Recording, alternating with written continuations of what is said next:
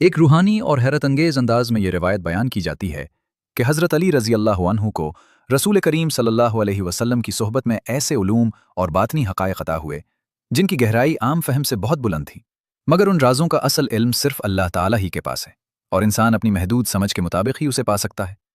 روایت کے مطابق حضرت علی رضی اللہ عنہ بچپن ہی سے نبی کریم صلی اللہ علیہ وسلم کے ساتھ رہے، جیسا کہ محدثین میں امام احمد ابن حنبل اور ابن سعد کے تذکروں میں آتا ہے کہ وہ اہل ایمان میں خاص قربت رکھتے تھے۔ جب مسجد نبوی میں مواخات کا عظیم موقع آیا تو رسول اکرم صلی اللہ علیہ وسلم نے صحابہ کرام کو ایک دوسرے کا بھائی بنایا۔ ہر شخص کو اس بندھن میں شامل کیا گیا، مگر حضرت علی رضی اللہ عنہ تنہا رہ گئے، تو وہ دل میں ایک کیفیت لے کر بارگاہ نبوت میں حاضر ہوئے اور عرض کیا، یا رسول اللہ صلی اللہ علیہ وسلم، آپ نے مجھے کسی کا بھائی نہ بنایا؟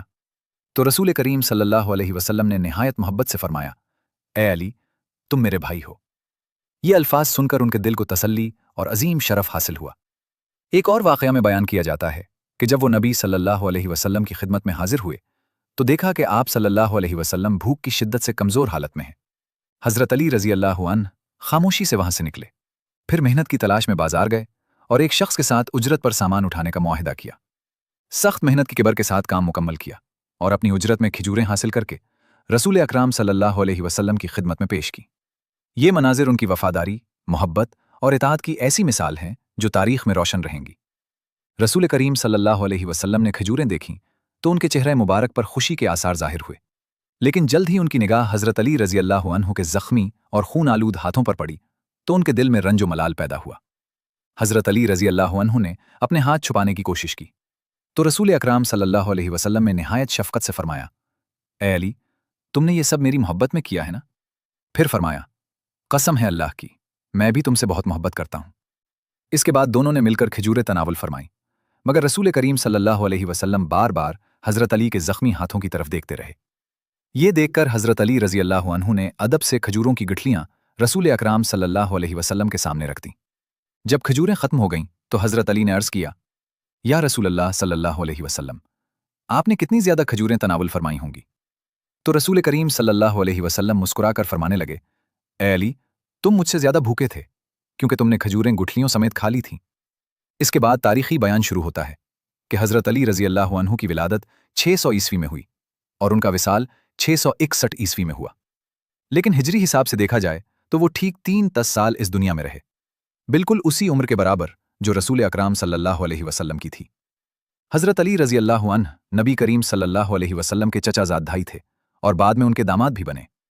ان کی والدہ ماجدہ حضرت فاطمہ بنت اسد رضی اللہ عنہا تھیں، جن کے بارے میں رسول کریم صلی اللہ علیہ وسلم نے فرمایا، میرے سوا میری والدہ کے بعد وہ میرے لیے ماں جیسا درجہ رکھتی تھی، کیونکہ 8 سال کی عمر کے بعد رسول اکرم صلی اللہ علیہ وسلم نے اپنی پرورش ابو طالب اور حضرت فاطمہ بنت اسد کے گھر میں پائی۔ حضرت فاطمہ بنت اسد نے حضرت علی کے بعد اسلام قبول کیا اور ان کے وصال کے وقت رسول اکرم صلی اللہ علیہ وسلم نے اپنی مبارک چادر کو ان کا کفن بنا کر ان کی عظمت کو ظاہر فرمایا۔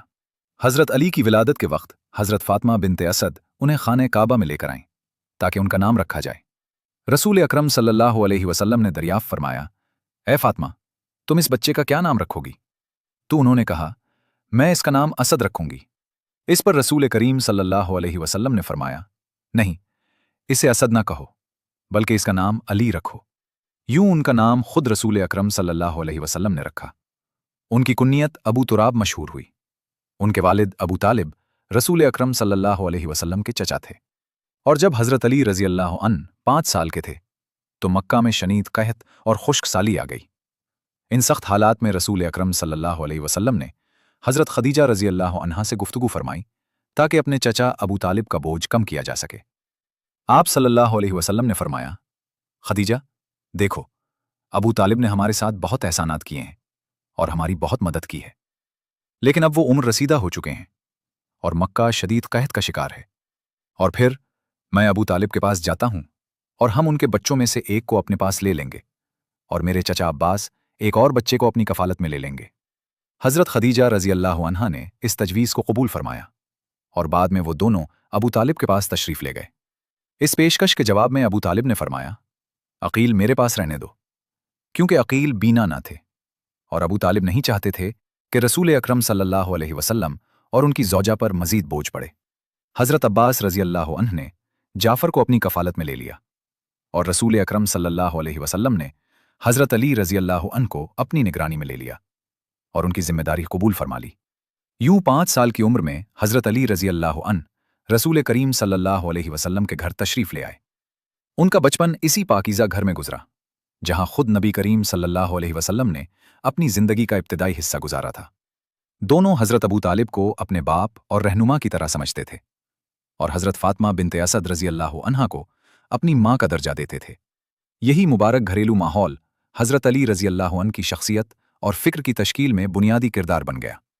हज़रत अली अपनी किताब नहजुल बलागा में इस दौर को यूं बयान करते हैं, मैं अभी छोटा सा बच्चा था।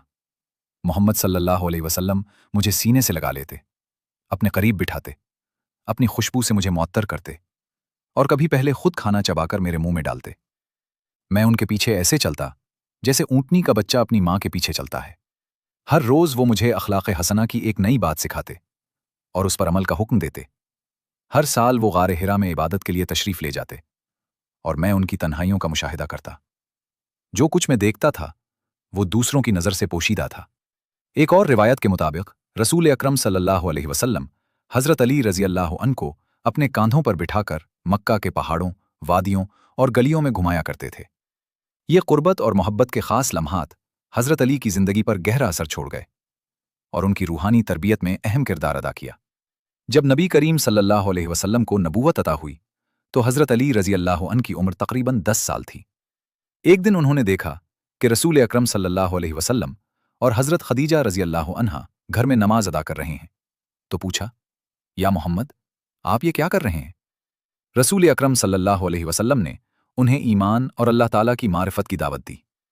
ये सुनकर हज़रत अली ने कहा, मैं पहले अपने वालिद से मशवरा कर लेता हूं।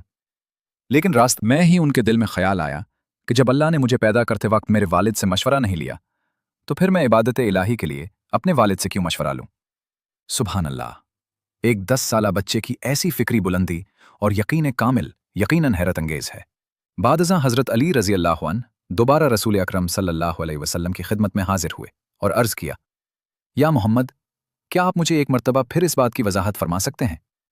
जब रसूल करीम सल्लल्लाहु अलैहि वसल्लम ने दोबारा उन्हें ईमान और तौहीद का पैगाम समझाया तो हज़रत अली रज़ी अल्लाह अन्हु ने पूरे यकीन और दिल के इत्मीनान के साथ इस्लाम कबूल कर लिया और यूं वो अव्वलीन ईमान लाने वालों में शामिल हो गए। अगरचे वो ईमान ला चुके थे मगर रसूल अकरम सल्लल्लाहु अलैहि वसल्लम ने उन्हें नसीहत फरमाई कि अभी इस बात को जाहिर ना करना। वो घर वापस आ गए। लेकिन जब ईमान दिल में उतर जाता है तो उसके आसार इंसान के चेहरे और अंदाज में ज़रूर जाहिर होते हैं। यही कैफियत हज़रत अली रज़ी अल्लाह अन्हु में भी जाहिर हुई। उनकी वालदा ने उनकी कैफियत महसूस की और अबू तालिब को इस बारे में आगाह किया। अबू तालिब ने हज़रत अली की बातें सुनी और फिर उन्हें रसूल अकरम सल्लल्लाहु अलैहि वसल्लम के पास ले गए।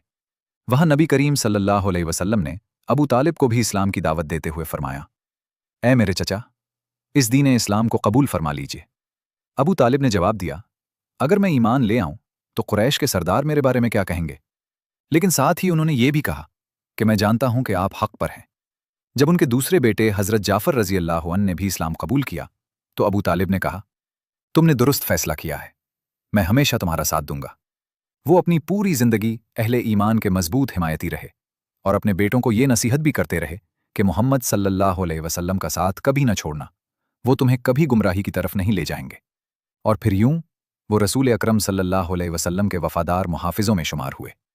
रसूल अकरम सल्लल्लाहु अलैहि वसल्लम ने मक्का के नौजवानों में इस्लाम की दावत 3 साल तक खुफिया तौर पर जारी रखी। ये मुलाकातें दारुल अरकम में इंतहाई राजदारी के साथ होती रहीं। बाद में सूरह शौरा की ये आयत नाजिल हुई, वअन्ज़िर अशीरतकल अक़रबीन, यानी अपने करीबी रिश्तेदारों को डराओ।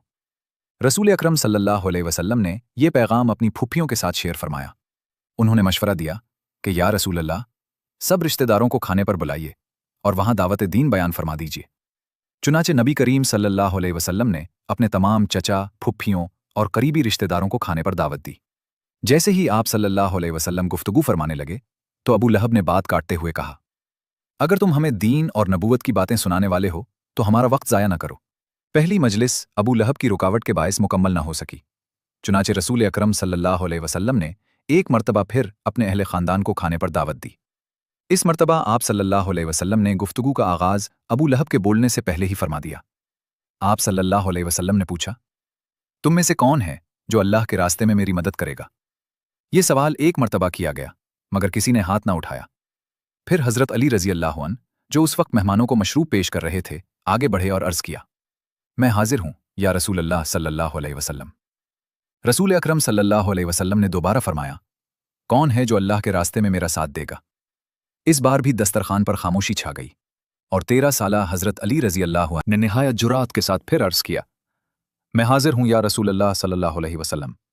जब रसूल अकरम सल्लल्लाहु अलैहि वसल्लम ने तीसरी मर्तबा यही सवाल फरमाया और वही जवाब मिला, तो अबू लहब ने तंजिया अंदाज में कहा, बस यही बच्चा तुम्हारे लिए काफ़ी है, हमें तंग ना करो। मगर हकीकत ये थी कि वो बच्चा कम नहीं, बल्कि उम्मत मुस्लिमा के लिए एक अजीम सहारा बनने वाला था।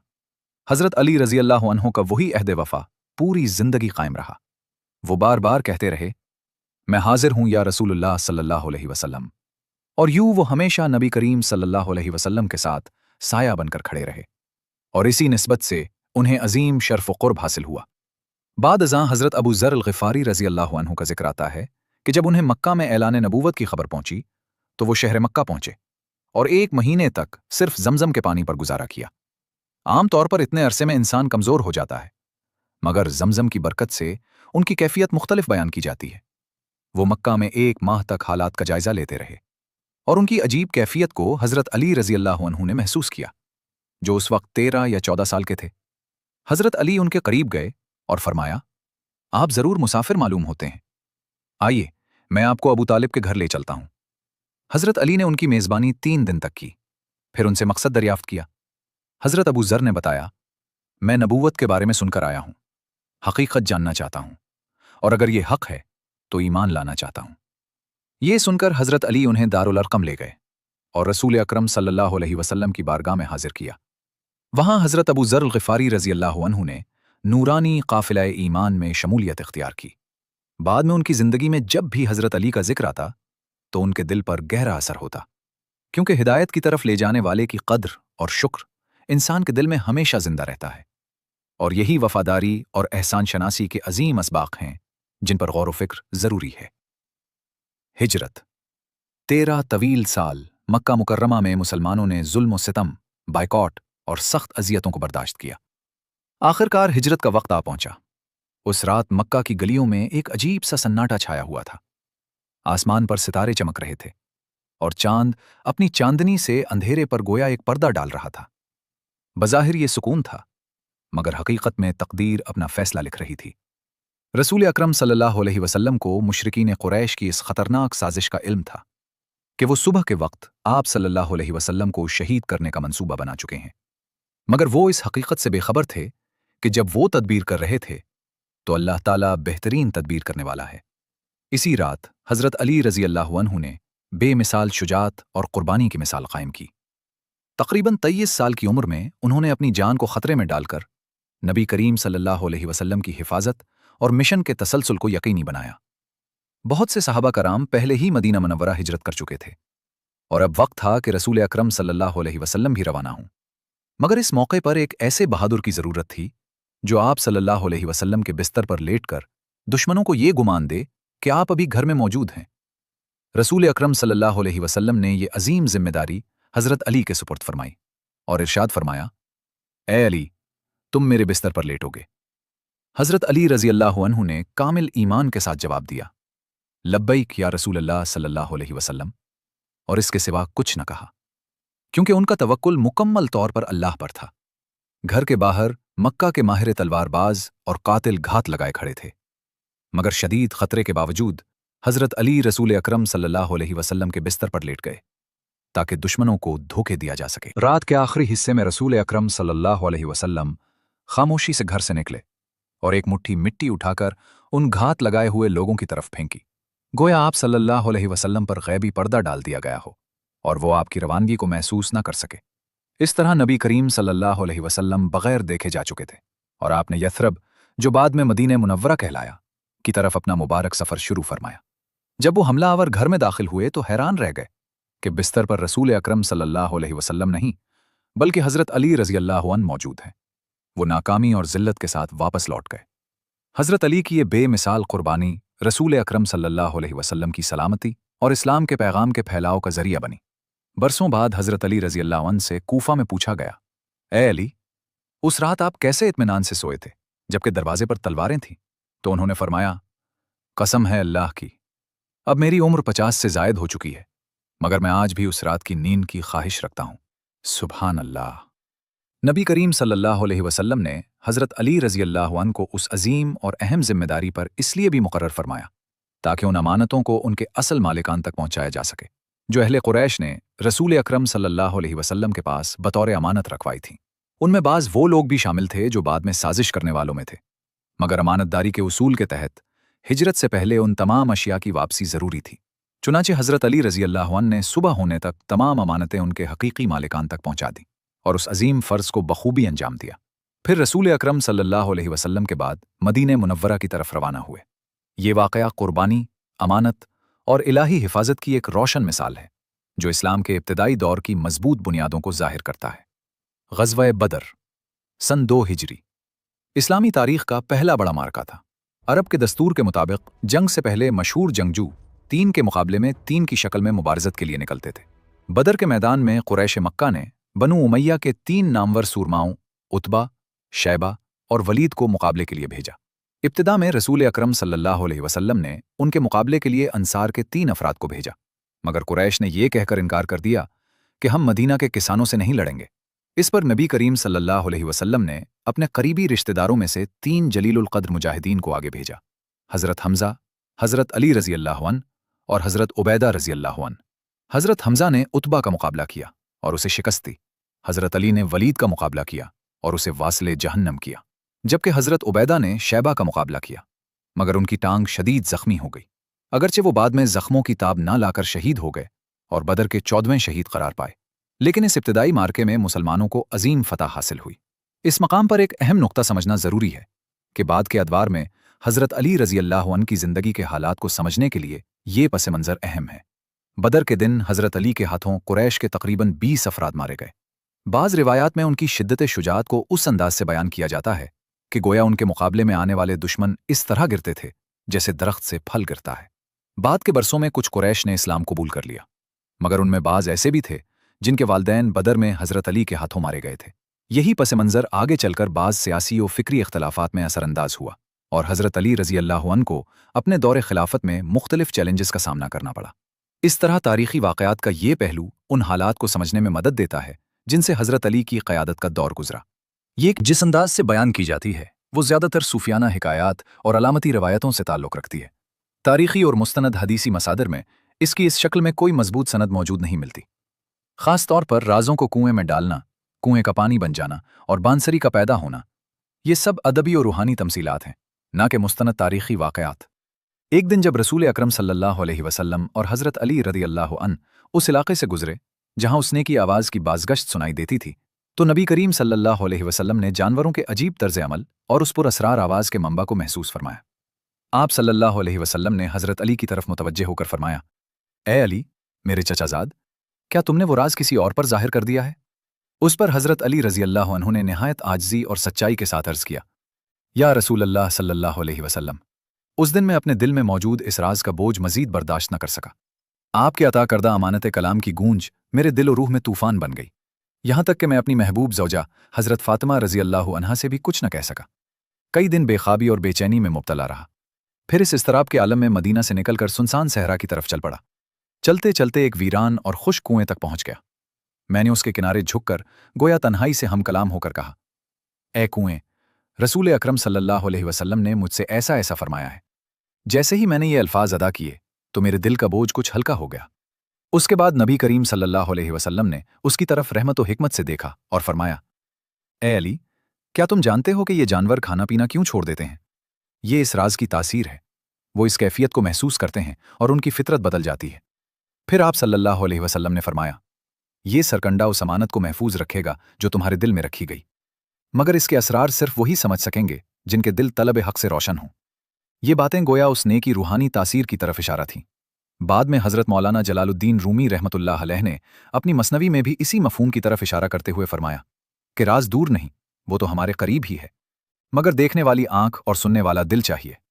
हकीकत भी यही है کہ بعض اوقات انسان کے سامنے حقیقت موجود ہوتی ہے مگر اس کے ادراک کے لیے بصیرت درکار ہوتی ہے، اور یہی وہ مقام ہے جہاں سے انسان کی فکری اور روحانی سفر کی ایک نئی جہت شروع ہوتی ہے۔ یہ روایت بھی اسی طرز کی عجائبات قصہ گوئی اور غیر مستند داستانی انداز سے جڑی ہوئی ہے، جس میں جنات کی غیر معمولی جسمانی صورت، پوشیدہ آوازیں اور اس طرح کے تفصیلی مکالمے بیان کیے گئے ہیں۔ ایسی تفصیلات نہ تو صحیح حدیثی مجموعوں میں اس شکل میں ثابت ہیں اور نہ ہی معتبر تاریخی مصادر میں، اس لیے اسے یقینی واقعہ کے طور پر بیان کرنا درست نہیں، بلکہ یہ ایک ادب افسانوی یا غیر مستند حکایتی انداز ہے۔ ایک دن بارش کا موسم تھا۔ رسول اکرام صلی اللہ علیہ وسلم کی باعظمت مجلس میں صحابہ کرام رضی اللہ عنہم جمع تھے کہ اچانک ایک غیر معمولی واقعہ پیش آیا۔ ایک آواز سنائی دی جو گویا ہر طرف سے آ رہی تھی، السلام علیکم۔ تمام حاضرین نے یہ آواز سنی مگر بولنے والے کو کوئی نہ دیکھ سکا سوائے رسول اکرام صلی اللہ علیہ وسلم کے۔ اس حیرت انگیز لمحے میں نبی کریم صلی اللہ علیہ وسلم نے فرمایا، اپنے بھائی جنات میں سے ایک کے سلام کا جواب دو۔ صحابہ کرام نے جواب دیا، وعلیکم السلام، اور پھر سوال کیا، تم کون ہو؟ اسی وقت وہ جنات کے پردے سے ظاہر ہوا اور سب کے سامنے آ گیا۔ اس نے رسول اکرام صلی اللہ علیہ وسلم کی طرف متوجہ ہو کر عرض کیا، یا رسول اللہ صلی اللہ علیہ وسلم، میں اریتا ہوں، شمر کا بیٹا، جنات کی قوم سے تعلق رکھتا ہوں۔ صحابہ کرام اس عجیب و غریب منظر کو حیرت اور خوف کے ساتھ دیکھ رہے تھے۔ اس کی شکل و صورت کو اس انداز سے بیان کیا جاتا ہے کہ اس کے جسم پر بال تھے، منہ سینے کے قریب تھا، دانت ہاتھی جیسے اور ناخن ٹکڑوں کی مانند تھے۔ وہ جن رسول اکرام صلی اللہ علیہ وسلم کی خدمت میں حاضر ہو کر عرض کرنے لگا، یا رسول اللہ صلی اللہ علیہ وسلم، میں اپنی قوم کو آپ کے دین کی دعوت دینے کے لیے ایک مددگار لینے آیا ہوں۔ اب سب سمجھ گئے کہ وہ کس مقصد کے لیے آیا ہے۔ رسول اکرام صلی اللہ علیہ وسلم نے صحابہ سے فرمایا، تم میں سے کون اس عظیم ذمہ داری کو قبول کرے گا؟ جنت کی بشارت کے باوجود کوئی فوری طور پر آگے نہ بڑھا، یہاں تک کہ نبی کریم صلی اللہ علیہ وسلم نے 3 مرتبہ یہ سوال فرمایا۔ آخرکار حضرت علی رضی اللہ عنہ کھڑے ہوئے اور عرض کیا، یا رسول اللہ صلی اللہ علیہ وسلم، اگر اجازت ہو تو میں اس مشن کو قبول کرتا ہوں۔ پھر حضرت سلمان رضی اللہ عنہ کو بھی ان کے ساتھ منتخب فرمایا گیا۔ رات کے وقت ایک مقام حرہ پر ملاقات کا وعدہ ہوا۔ جب سب لوگ منتشر ہو گئے تو رسول اکرام صلی اللہ علیہ وسلم نے حضرت علی اور حضرت سلمان کو اپنے قریب بلایا۔ پھر رات کی تاریکی میں وہ اس مقام پر پہنچے جہاں وہ جن موجود تھا۔ وہاں ایک عجیب منظر تھا کہ وہ جن ایک بڑے جانور پر سوار تھا اور ایک اونٹ بھی ساتھ تھا۔ رسول اکرام صلی اللہ علیہ وسلم نے دونوں صحابہ کو اس پر سوار فرمایا اور حضرت سلمان کی آنکھوں پر پردہ رکھنے کا حکم دیا اور فرمایا کہ جب تک اجازت نہ ہو آنکھ نہ کھولنا۔ پھر رسول اکرام صلی اللہ علیہ وسلم نے اللہ کا نام لے کر انہیں رخصت فرمایا اور تسلی دیتے ہوئے فرمایا، ڈرو نہیں، سب خیریت ہے، اور ساتھ ہی حضرت علی کو نصیحت فرمائی کہ حرکت اور قوت صرف اللہ تعالیٰ کی طرف سے ہے۔ اس کے بیک وہ جن حضرت علی اور حضرت سلمان کو ساتھ لے کر اپنے سفر پر روانہ ہو گیا۔ کئی گھنٹوں کے سفر کے بعد وہ قافلہ فجر کے وقت ایک ویران مقام پر جا کر رکا۔ حضرت علی رضی اللہ عنہ کے حکم پر حضرت سلمان رضی اللہ عنہ نے آنکھیں کھولیں تو سامنے ایک سنسان بے آب و گیاہ میدان تھا، جہاں نہ درخت تھے نہ پانی کا نام و نشان۔ اسی مقام پر انہوں نے فجر کی نماز ادا کی اور صبح کی پہلی روشنی میں روحانی سکون محسوس کیا۔ پھر اچانک ایک حیرت انگیز منظر سامنے آیا۔ دور سے نورانی اور ہیبت ناک مخلوقات یعنی جنات کی ایک جماعت ان کی طرف آ رہی تھی، مگر حضرت علی رضی اللہ عنہ پورے اطمینان کے ساتھ اپنی عبادت اور ذکر میں مشغول رہے۔ جیسے ہی سورج بلند ہوا، آپ نے دعوت حق کو مزید شدت سے پیش فرمایا اور جنات کو اسلام کی طرف بلایا۔ ان میں سے ایک مغرور اور سرکش جن نے اعتراض کرتے ہوئے کہا کہ یہ لوگ اپنے آباء و اجداد کے دین کا مذاق اڑا رہے ہیں۔ حضرت علی رضی اللہ عنہ نے نہایت سکون کے ساتھ فرمایا کہ وہ لوگ گمراہی کے راستے پر تھے۔ جب اس جن نے آیات الہی کا انکار کیا تو حضرت علی رضی اللہ عنہ نے آسمان کی طرف متوجہ ہو کر دعا کی، اے اللہ، اے بہترین مددگار، ان پر عذاب نازل فرما اور ان منکر۔ اس دعا کے ساتھ ہی زمین میں زلزلہ سا محسوس ہوا اور آسمان سے آگ برسنے کا منظر بیان کیا جاتا ہے۔ جنات سجدے میں گر گئے اور حضرت سلمان رضی اللہ عنہ شدت حیرت سے بے ہوش ہو گئے۔ جب وہ ہوش میں آئے تو انہوں نے دیکھا کہ بعض جنات اس عذاب کا شکار ہو کر راکھ بن چکے ہیں۔ دھواں چھٹنے کے بعد حضرت علی رضی اللہ عنہ نے باقی بچ جانے والے جنات کو خطاب کرتے ہوئے فرمایا کہ اللہ تعالیٰ نے ظالموں اور سرکشوں کو ہلاک کر دیا ہے۔ پھر آپ نے فرمایا کہ یہ रसूल अकरम सल्लल्लाहु अलैहि वसल्लम का ज़माना है और अब दुनिया को अदल और ईमान से भरना है। इसके बाद हज़रत अली रज़ी अल्लाह अन्हु ने जिन्नात को नबी करीम सल्लल्लाहु अलैहि वसल्लम के मोजज़ात और तालीमात से आगाह किया, तो बाकी मानदा जिन्नात मुतासिर हुए और उन्होंने ईमान कबूल करते हुए अल्लाह, रसूल और दीन हक़ की तस्दीक की। हज़रत अली रज़ी अल्लाह अन्हु की साबित कदमी और रूहानी क़ुव्वत ने जिन्नात के दिलों को भी मुतासिर किया और उन्हें हक़ की तरफ माइल कर दिया। अब बात करते हैं हज़रत अली रज़ी अल्लाह अन्हु की अज़ीम तलवार ज़ुल्फ़िकार की। इस्लामी तारीख़ की मशहूर तरीन अलामतों में से एक ये तलवार है। बाज़ रिवायात में इसकी लंबाई और वज़न के बारे में मुबालगा आमेज़ तफसीलात मिलती हैं, लेकिन तारीख़ी तौर पर इसके दुरुस्त पैमाइश साबित नहीं। ज़ुल्फ़िकार की ख़ास बात यह बयान की जाती है कि वो दो धारी तलवार थी, जिसे इंसाफ, इल्म और ईमान की अलामत समझा जाता है। बाज़ रिवायात में ज़िक्र आता है कि ये तलवार ग़ैबी तौर पर अता हुई, जबकि बाज़ के मुताबिक ये किसी जंगी मौके पर नबी करीम सल्लल्लाहु अलैहि वसल्लम के पास मौजूद थी और बाद में हज़रत अली रज़ी अल्लाह अन्हु को अता फरमाई गई। ताहम इसकी असल तारीख़ी तफसीलात में इख्तलाफ पाया जाता है और इसकी मौजूदा हालत के बारे में भी यकीनी तौर पर कुछ साबित नहीं। बाज़ रिवायात में ये बात भी बयान की जाती है कि हज़रत अली रज़ी अल्लाह अन्हु की वसीयत के बाद ये तलवार महफूज न रह सकी या वक्त के साथ गुम हो गई। हज़रत फ़ातिमा रज़ी अल्लाह अन्हा के निकाह का जिक्र आता है कि जैसे जैसे वो बड़ी हुईं तो बहुत से अजीम सहाबाए कराम ने उनके लिए पैगाम निकाह पेश किया, मगर रसूल अकरम सल्लल्लाहु अलैहि वसल्लम ने हिकमत के तहत उनमें से किसी को कबूल न फरमाया। आप सल्लल्लाहु अलैहि वसल्लम हज़रत फ़ातिमा रज़ी अल्लाह अन्हा से बेहद मोहब्बत फरमाते थे और उन्हें बिन्तु अबीहा यानी अपने बाप की बेटी के लक़ब से याद फरमाते थे, क्योंकि उनका अखलाक, अंदाज़े गुफ्तगू और चलने का तरीक़ा रसूल अकरम सल्लल्लाहु अलैहि वसल्लम से बेहद मुशाबा था। हज़रत खदीजा रज़ी अल्लाह अन्हा के विसाल के बाद एक मौके पर रसूल अकरम सल्लल्लाहु अलैहि वसल्लम ने हज़रत फ़ातिमा से फरमाया, ए फ़ातिमा, अगर तुम्हारी वालदा खदीजा रज़ी अल्लाह अन्हा जिंदा होती तो तुम्हारे निकाह के लिए बेहतरीन एहतमाम फरमाती।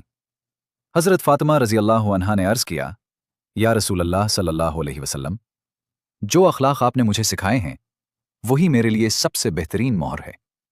उसके बाद बहुत से रिश्तेदार और मुअज़्ज़ज़ अफ़राद पैगाम निकाह लेकर आए, मगर रसूल अकरम सल्लल्लाहु अलैहि वसल्लम ने अपनी साहबजादी हज़रत फ़ातिमा रज़ी अल्लाह अन्हा के लिए हिकमत और तक़दीर इलाही के मुताबिक फ़ैसला महफूज रखा। फिर एक दिन हज़रत अली रज़ी अल्लाह अन्हु निहायत अदब व हया के साथ रसूल अकरम सल्लल्लाहु अलैहि वसल्लम के दरबार में हाजिर हुए, मगर रोब नबूवत के बायस कुछ अर्ज़ न कर सके। रसूल अकरम सल्लल्लाहु अलैहि वसल्लम ने उनकी कैफियत को समझते हुए फरमाया, ए अली, मैं समझ गया हूं, तुम हज़रत फ़ातिमा रज़ी अल्लाह अन्हा के निकाह का पैगाम लेकर आए हो। मैं पहले अपनी बेटी से मशवरा करता हूं। हज़रत फ़ातिमा रज़ी अल्लाह अन्हा की रज़ामंदी के बाद रसूल अकरम सल्लल्लाहु अलैहि वसल्लम ने हज़रत अली से फरमाया, तुम मोहर में क्या पेश करोगे और निकाह के अखराजात कैसे पूरे करोगे? हज़रत अली रज़ी अल्लाह अन्हु ने अर्ज़ किया, या रसूल अल्लाह सल्लल्लाहु अलैहि वसल्लम, मेरे पास सिर्फ एक ढाल है। रसूल अकरम सल्लल्लाहु अलैहि वसल्लम ने फरमाया, इस ढाल को बाजार में ले जाओ, फ़रोख्त करो और इसकी रकम मोहर और शादी के अखराजात में इस्तेमाल करो। यूं नबी करीम सल्लल्लाहु अलैहि वसल्लम ने सादगी, जिम्मेदारी और खुद इन्हसारी का अमली दर्स दिया। बाद में हज़रत उस्मान बिन अफ़्फ़ान रज़ी अल्लाह अन्हु ने वही ढाल बाजार से खरीद कर दोबारा हज़रत अली को बतौर तोहफ़ा वापस कर दी। ये वाक़या सहाबाए कराम के दरमियान मोहब्बत, खैरखाही और उख़ुव्वत की रोशन मिसाल है। हज़रत अली रज़ी अल्लाह अन्हु की क़ब्र मुबारक के बारे में जमहूर अहले इल्म और तारीख़ी रिवायात के मुताबिक सबसे ज़्यादा मशहूर और मारूफ मकाम नजफ़, इराक़ है, जहाँ उम्मत मुस्लिमा एक बड़े एहतराम के साथ ज़ियारत करती है। जहाँ तक इल्म ग़ैब और मुस्तक़बिल के वाक़यात की तफसीलात का ताल्लुक़ है, तो इस्लामी अक़ीदा के मुताबिक ग़ैब का मुकम्मल इल्म सिर्फ़ अल्लाह ताला के पास है और वही जानता है जो ज़ाहिर और पोशीदा है। अलबत्ता अल्लाह ताला अपने अंबिया और बाज़ नेक बंदों को अपनी हिकमत के मुताबिक कुछ ख़बरें अता फ़रमा सकता है, मगर हज़रत अली रज़ी अल्लाह अन्हु की तरफ मंसूब ऐसी तवील पेशगोइयाँ या मंजूमात तारीख़ी तौर पर यकीनी और साबित शुदा नहीं समझी जाती, इसलिए उन्हें अक़ीदत के साथ पढ़ा जाता है, मगर बतौर यकीनी रिवायत कबूल नहीं किया जाता। ये पूरा हिस्सा एक जदीद दौर की मिलाई हुई रिवायत, क़यास, साइंसी मफरूज़ात और गैर मुस्तनद इंतसाबात पर मुश्तमिल है। इसमें हज़रत अली रज़ी अल्लाह अन्हु की तरफ ऐसी बातें मंसूब की गई हैं जो न मोतबर अहादीस में हैं न मुस्तनद तारीख़ी कुतुब में। ख़ास तौर पर ओबिल 6, टेलीपोर्टेशन, डाइजाल की साइंसी टेक्नोलॉजी, नासा और इरम की खुदाई वगैरह वाज़ेह तौर पर जदीद तसव्वुराती इजाफ़ा है। इस्लामी उसूल के मुताबिक ग़ैब का इल्म सिर्फ़ अल्लाह ताला के पास है। किसी सहाबी की तरफ मुस्तक़बिल की साइंसी ईजादात की तफसीली पेशगोइयाँ यकीनी तौर पर मंसूब नहीं की जा सकतीं। इस्लामी तालीमात में असल बात यह बयान की जाती है کہ حضرت علی رضی اللہ عنہ تقوی، حکمت اور بصیرت کے اعلیٰ مقام پر فائز تھے، اور ان کے اقوال میں دنیا کی بے ثباتی اور آخرت کی تیاری کی طرف بار بار توجہ دلائی گئی ہے۔ آپ رضی اللہ عنہ دنیا کے فریب اور انسان کی غفلت کے بارے میں نصیحت فرمایا کرتے تھے کہ انسان کو دنیا کے ظاہر میں گم ہو کر اصل مقصد یعنی آخرت کو نہیں بھولنا چاہیے۔ جہاں تک مستقبل کے واقعات، سائنسی ایجادات یا غیر معمولی پیشگوئیوں کی تفصیلات کا تعلق ہے تو اسلامی عقیدہ یہ واضح کرتا ہے کہ غیب کا مکمل علم صرف اللہ تعالیٰ کے پاس ہے، اور کسی بھی صحابی یا نیک انسان کے بارے میں ایسی قطعی اور تفصیلی پیشگوئیاں معتبر تاریخی یا حدیثی مصادر سے ثابت نہیں ہوتیں۔ حضرت علی رضی اللہ عنہ کے اصل اقوال میں جو بات بار بار ملتی ہے وہ یہ ہے کہ دنیا عارضی ہے، اس کا دھوکہ انسان کو آخرت سے غافل نہ کرتے، اور حقیقی کامیابی اللہ کی رضا اور آخرت کی نجات ہے۔ آپ رضی اللہ عنہ انسان کو علم، عدل اور سچائی کی طرف بلاتے تھے، اور ظلم و ناانصافی سے بچنے کی تلقین فرماتے تھے۔ یہی وہ حقیقی پیغام ہے جو حضرت علی رضی اللہ عنہ کی شخصیت سے ہمیں ملتا ہے، اور اسی کو سمجھنا اور اپنی زندگی میں اپنانا ہی اصل سبق ہے، نہ کہ غیر ثابت اور بعد میں شامل کی گئی قصہ گوئیوں کو یقینی حقیقت سمجھنا۔